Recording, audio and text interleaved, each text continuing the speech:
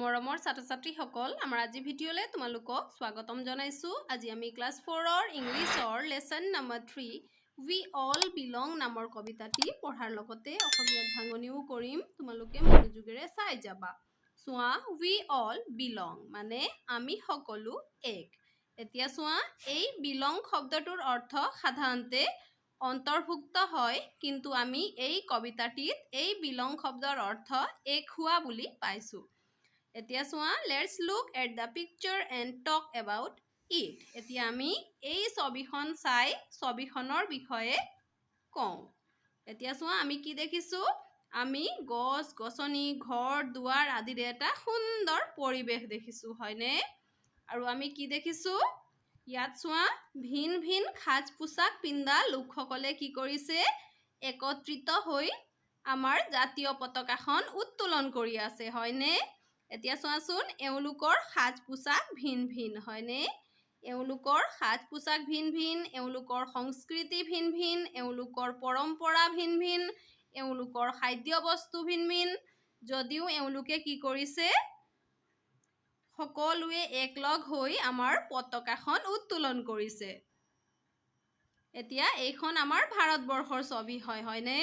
আমাৰ ভাৰতবৰ্ষত জাতি ধৰ্ম আদি নিৰ্বিশেষে সকলো লোক একেলগ হৈ আমাৰ ৰাষ্ট্ৰীয় উৎসৱৰ লগতে আমাৰ ধৰ্মীয় উৎসৱসমূহ পালন কৰে, হয়নে? এতিয়া চোৱা, here are some words to help you. ইয়াত আমাক কেইটামান শব্দ দিয়া আছে।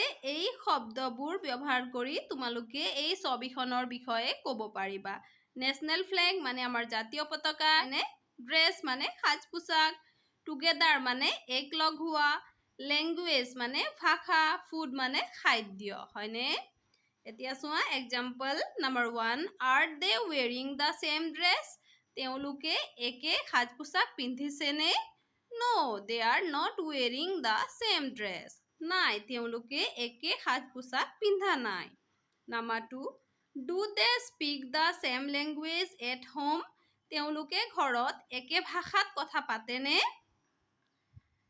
আমি ক'ম no, they do not speak the same language. নাই, তেওঁলোকে একে ভাষাত কথা নাপাতে। Number 3, when do we hoist the national flag? আমি কেতিয়া জাতীয় পতাকা উত্তোলন কৰোঁ? We hoist the national flag on Independence Day and Republic Day. আমি স্বাধীনতা দিৱস আৰু গণৰাজ্য দিৱসত জাতীয় পতাকা উত্তোলন কৰোঁ। এতিয়া চোৱা, লেটছ ৰিচাইট। আহা আবৃত্তি কৰোঁ। আমি প্ৰথমতে এবাৰ আবৃত্তি কৰিম, তাৰপিছত আমি অসমীয়াত ভাঙনি কৰিম। We all belong. আমি সকলো এক। We all belong. Beautiful classrooms, colors blend. Some say namaste, others hello friend.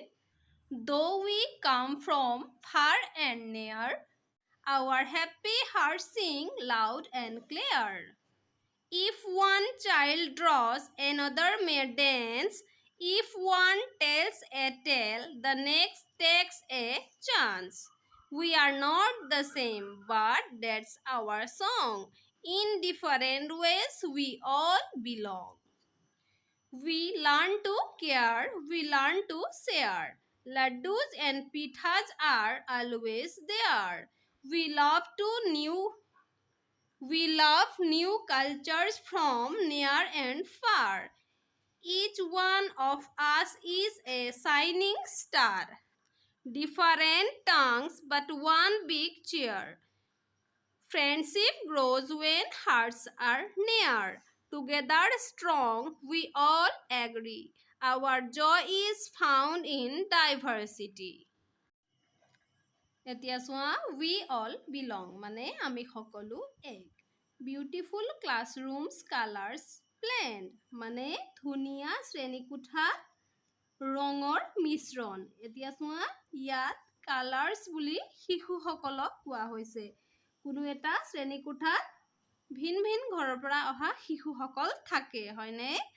Some say namaste, others hello friend. আৰু সেই শিশুসকলৰ ভিতৰত কিছুমানে নমস্তে বুলি কয় আৰু কিছুমানে হেল্ল' ফ্ৰেণ্ড বুলি কয়। Though we come from far and near, যদিও আমি দূৰ দূৰণিৰ পৰা আহিছোঁ, our happy hearts sing loud and clear. আমাৰ সুখী হৃদয়ে উচ্চস্বৰে আৰু স্পষ্টকৈ গান গায়। মানে যদিও শিশুসকল দূৰ দূৰণিৰ পৰা আহিছে, তেওঁলোকৰ সুখী হৃদয়ে কি কৰে? উচ্চস্বৰে আৰু স্পষ্টকৈ গান গায়। এতিয়া চোৱা, if one child draws, যদি এজন শিশুৱে আঁকে, another may dance, আনজনে dance মানে নাচিব পাৰে, হয়নে? if one tells a tale, আৰু যদি এজনে সাধু কয়, the next takes a chance, আনজনে কিবা এটা কৰা সুযোগ পায়। we are not the same, আমি সকলো একে নহয়।